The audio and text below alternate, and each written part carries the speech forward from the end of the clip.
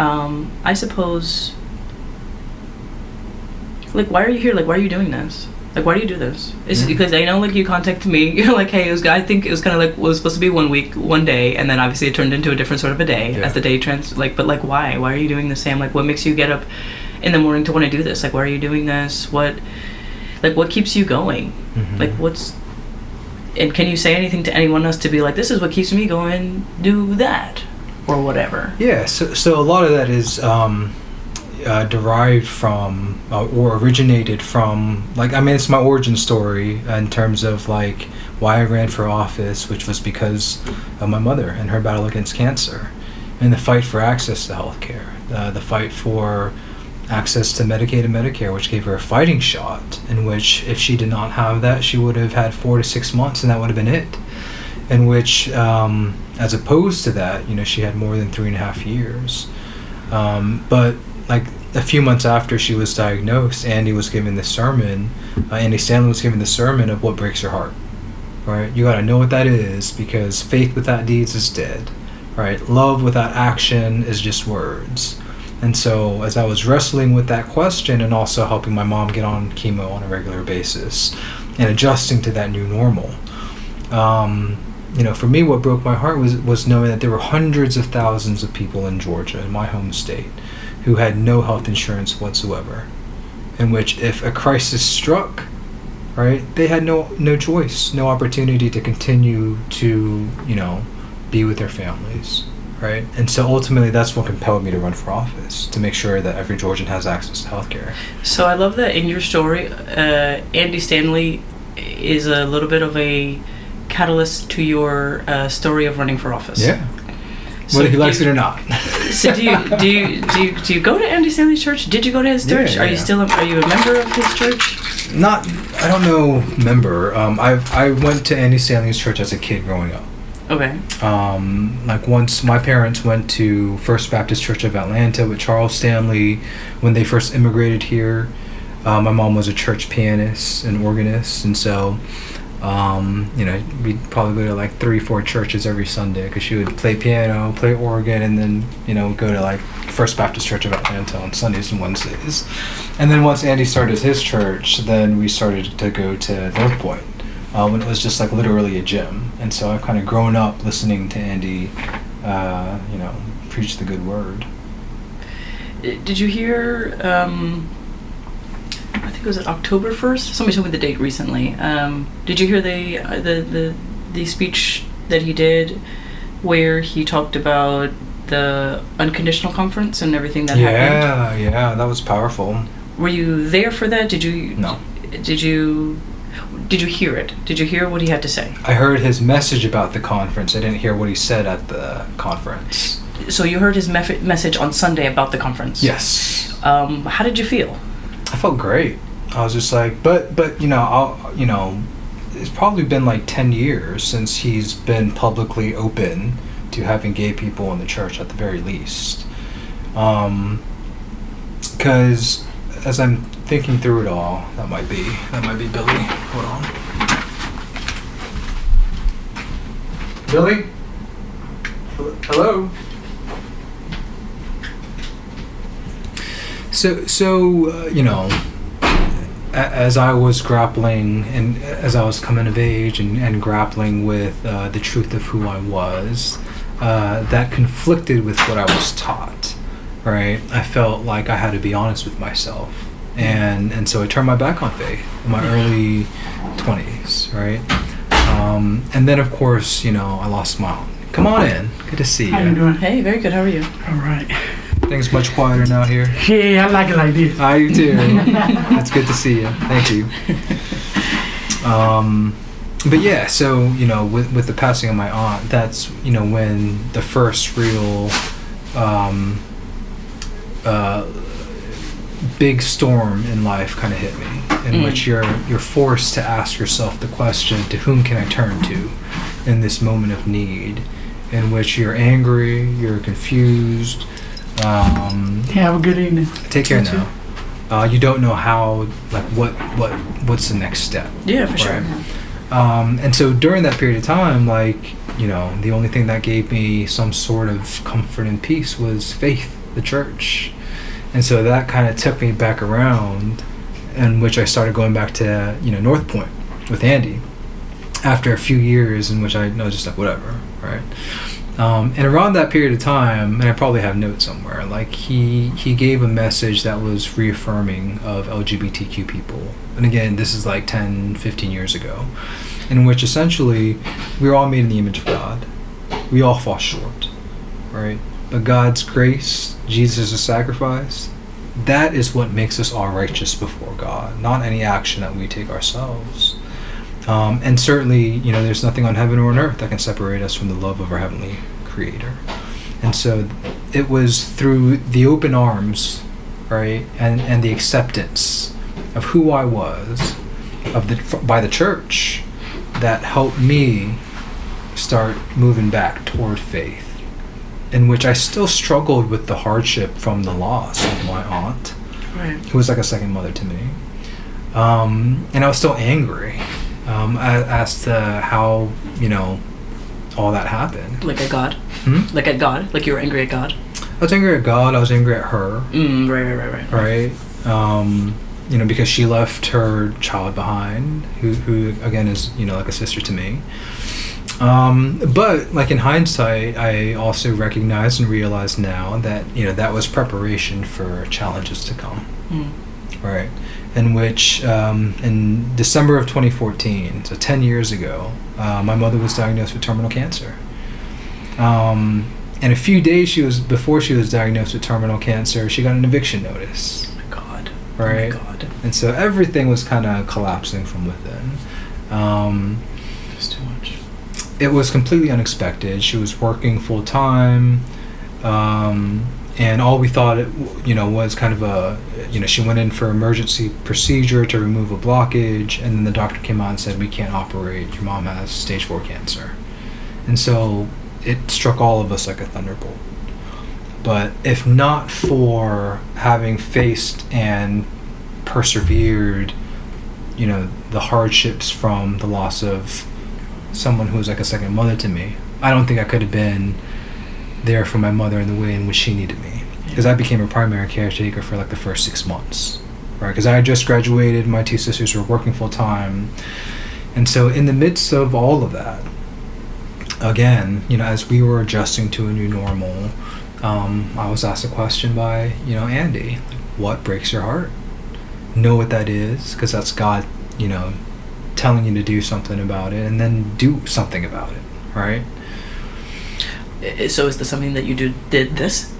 Right. And so that's what ended up compelling me to run for office. Wow. Right? Because of how, her chemo bills, because she went twice a week for like 8 hours per each session because of how much the cancer had spread, her medical bills were $30,000 every month. Right? I come from a low income household. There's no way my family could have afforded that. Right. That's wild. Right. That's wild. And miss a few treatments, and that's it for her. Right. In terms of the life expectancy that she was. The quality of life and such. Right. Right. Yeah. But because she had access to public health insurance, because she had Medicaid and Medicare, right, she had world-class treatment in which my family and I, other than making sure that she was registered, for Medicaid and Medicare. Right, we were afforded an opportunity to have a long goodbye with her. So are you saying, Sam, that like the average person just, nobody special, nobody making hundreds of thousands to be able to spend that much, like a month or whatever, without health insurance, like what happens? What would that have looked like for your mom? They just would have been like, all right, just go home or whatever? Yep. And so that's why you advocate against that. I see that. Right. Yeah, I can understand that. In 2014, that's when Republicans blocked Medicaid expansion in Georgia. Right? Georgia now has the worst health care in the country, 10 years going on.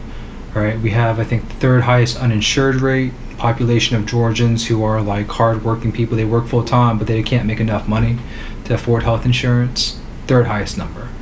And because of that, we have some of the worst health outcomes in the country. right? And so for 10 years now, or I've been in office for 8 years, so for 8 years I've been fighting tooth and nail to expand Medicaid, with the understanding that access to healthcare really is a matter of life and death, because I experienced it, my family experienced it. Of course, yeah. Okay, wow. Yeah. I have to ask you about Andy Stanley and North Point, and sure. Your experience, because it sounded to me like there was a point where for you things were like really low, and they were the ones that you turned to. I don't think they were necessarily the ones I turned to. Like, I'm always very wary of institutional religion. Yeah, that's how I feel. That's why I'm surprised and interested in your story. Yeah, but it's the message, right? Okay, all right. I'm a lawyer. Yeah, right? yeah. I will apply reason and logic to anything that I hear. Sure, for sure. Right? Yeah, all right. And I brought all of that to bear, whenever it came to anything that Andy would preach. And, it withstood my scrutiny, my limited scrutiny, okay. to the degree that. in which I could. Okay. Because I'm not going to take anything at face value and just believe it wholeheartedly. If you believe something to be the truth, you should allow it to be questioned.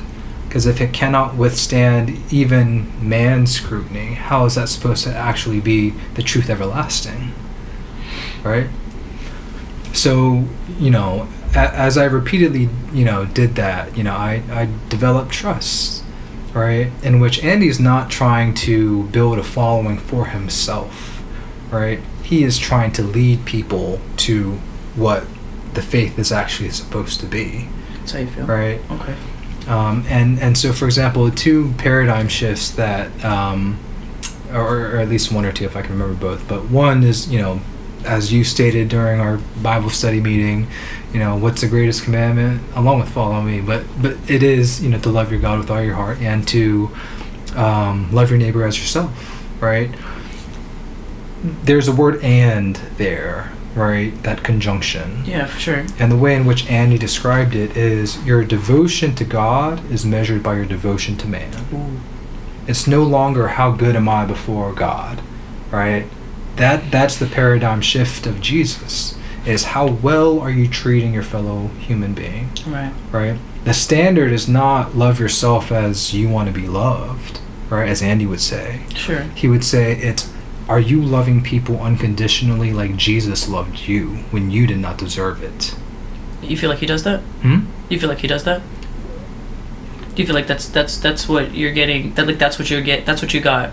That's what you're getting from that's the message of Andy Stanley and North Point and his understanding as to the early Christians, in which it was a movement, right? In which they didn't have a book, right? The other controversial thing that he said, which I think is also true, right, is that our faith as Christians is not based on a book. I love that. All right, it is based on an event. Ooh, I like that a lot. Right, the crucifixion and resurrection of Jesus, as far as we can know. Right, because it is by faith that we are saved. Right, and so I think for me, like, and he gets a lot of criticism, of course, from your Baptists and traditional religious zealots, who I think, in my mind, if anything, are just trying to perpetuate the status quo under the garb of faith and religion, ultimately for the purpose of accumulating power. And we've seen that throughout history as well, right? Yeah. Whether it was who was the guy who wrote the first Bible? William Tyndale, I think it was, or... Nope. The guy who first made the Bible public to the masses, he was ultimately executed because it took power away from the church and the priests and all that kind of stuff. Same thing when it comes to the Negro Bible. You didn't say Negro. You ever hear about the Negro Bible? I'm not gonna let you say Negro again. Yeah. Okay. Not twice. Okay. but do you know what that is? Tell me. Not use that word again. All right. Well, literally, that is what it's called. I know. And I learned about this yesterday. But this is from a Harvard research project as to religion during the period of slavery. Yeah. And so one of my black friends who I met with for dinner yesterday was telling me yesterday. We have to have this conversation. All right, I have to stop you. All right, okay. This is the thing. Yeah. This is leather. This is a leather bag. Yeah. This leather is black. Yeah. If my skin was leather, would you call that black? No. What color is my shirt? Black. What color is this iPad screen? Black. What color is this bag? Black. What color is my skin?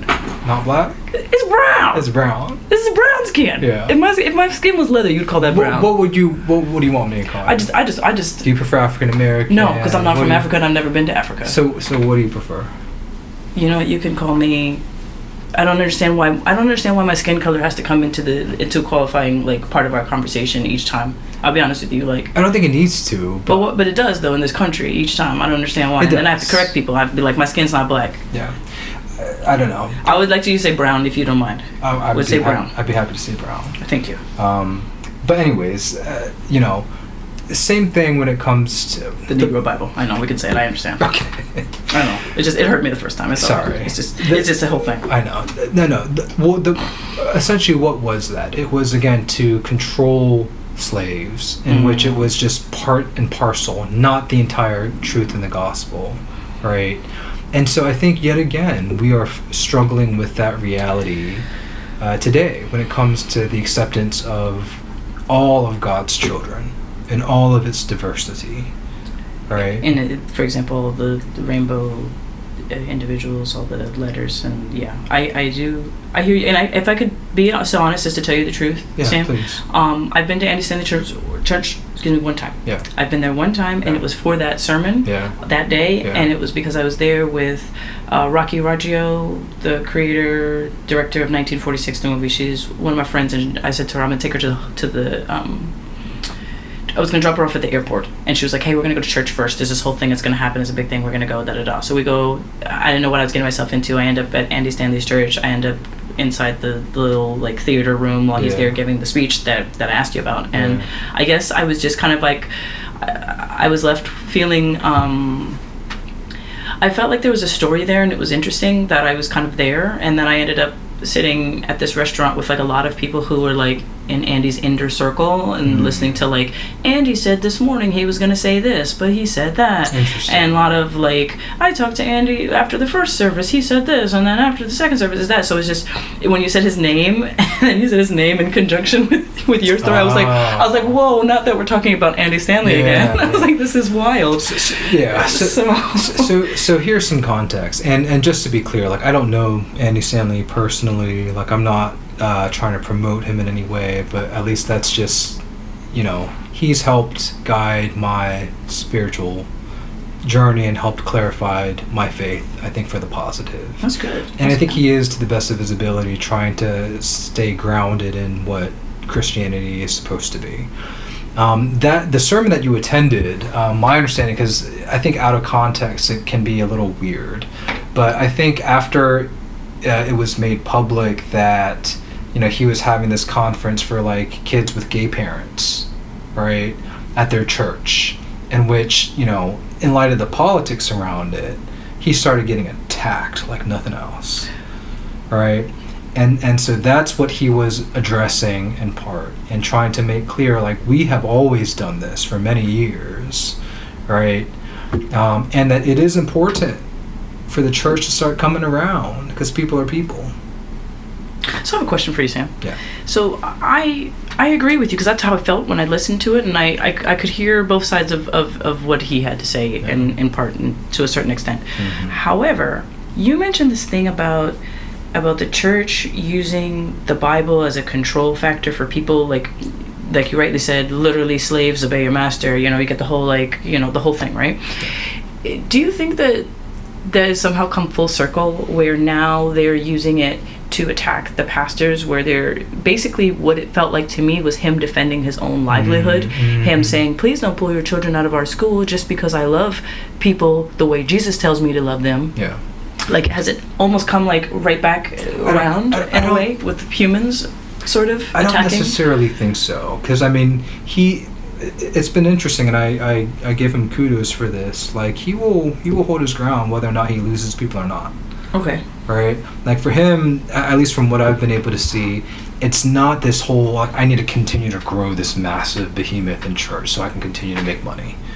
Right? It is, I'm going to say what I believe is the truth and what God wants me to convey, whether people like it or not.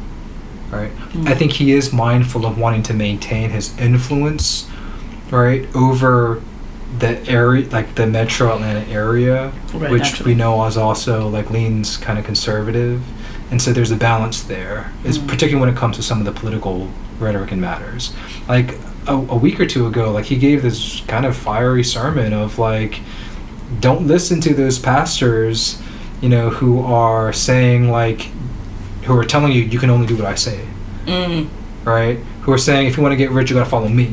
Right. Don't run away. Right, was essentially like the message and the context of something else. It was a good message, but as far as I can tell, though again, I still bring kind of a skeptical lens to it, which I think anybody should.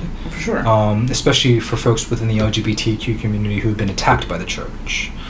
But again, if you are saying you are preaching the truth, then you should be open to having that scrutinized and questioned. Yeah, I hear you. Yeah. I hear you. And for me, and with what Andy's preached, again, it's withstood whatever scrutiny I could apply. No, that might not be a lot in certain contexts, but I don't know. Now I have one last question for you, Yeah. Sam.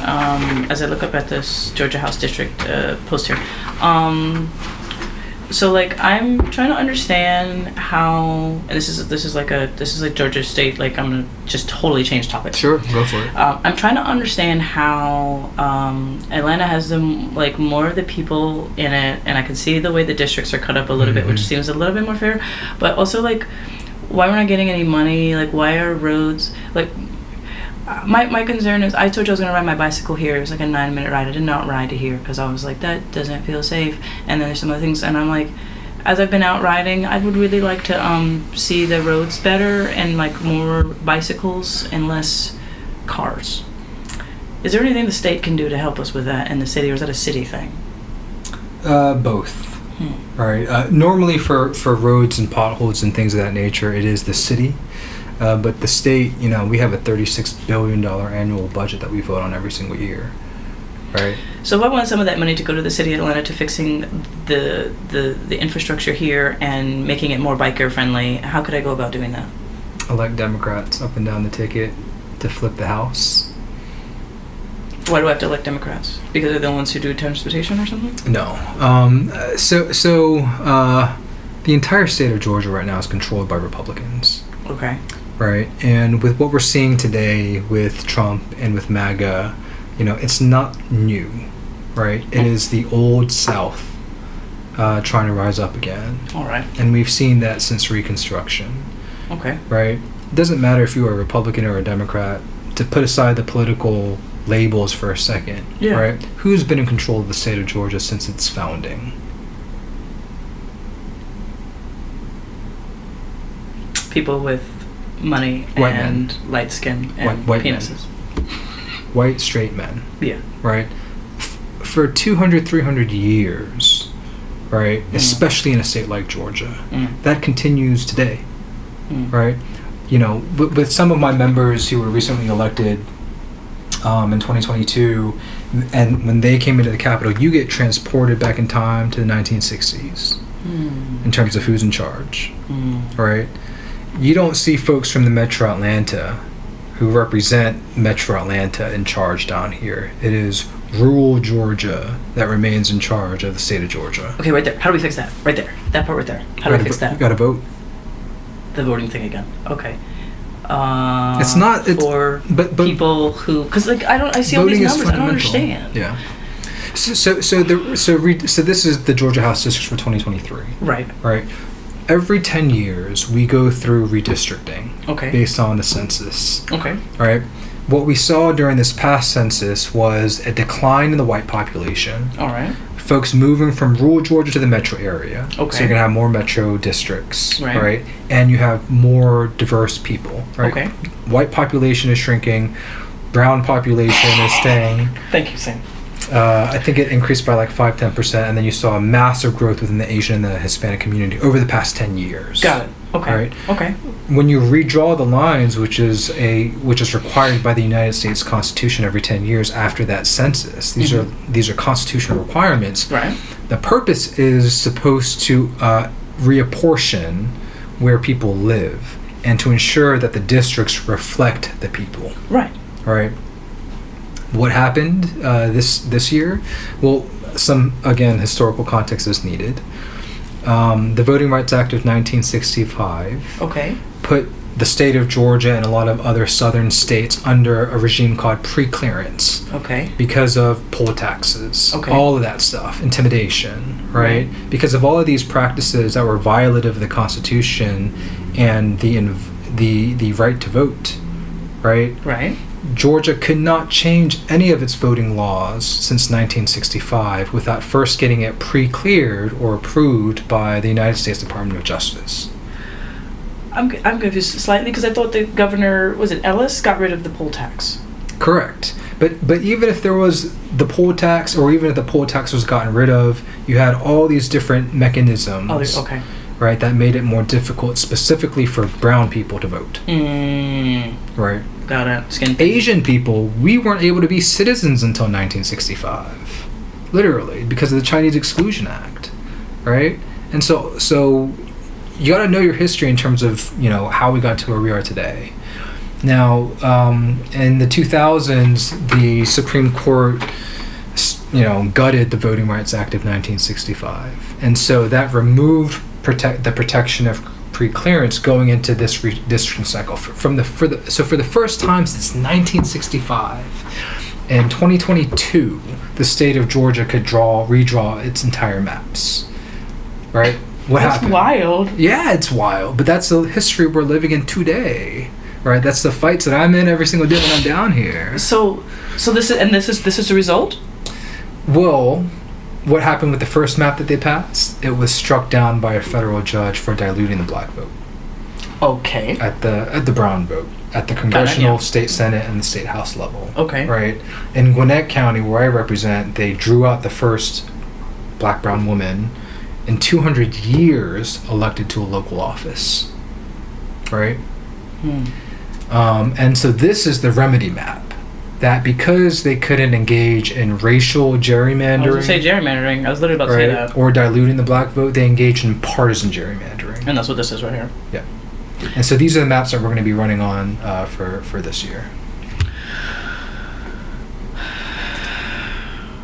Y'all are running now? For the next 4 years? 2 years. For the next 2 years? Yeah. That's what y'all do? So they drew me in with another Democrat who's a pastor, a friend, and a mentee. I helped him get elected. Oh, that's fun. And, he told me he wouldn't run against me. So it's you. So it's just me and a Republican. Okay, I got you. Because we got the May primary on May 21st. And then November. But again, it goes back to the whole voting thing, right? Voting literally is our power, in which if we want to control where the state of Georgia goes, if we want to control where $36 billion a year goes, and to transform communities who have been left behind, neglected, and oppressed for hundreds of years, you have to do it through the power of the vote, right? That's what I'm fighting for. Every day.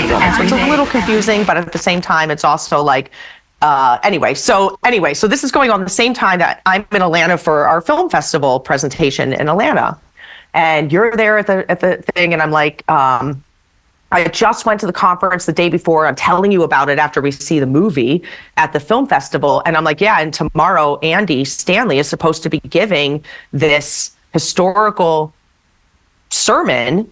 And it's a private, at first, screening. Like, they didn't live cast it. They turned all the cameras off. They filmed, and then they later released it. But he wanted to have a conversation with his congregation because he was getting so much pushback from the evangelical community for hosting this event.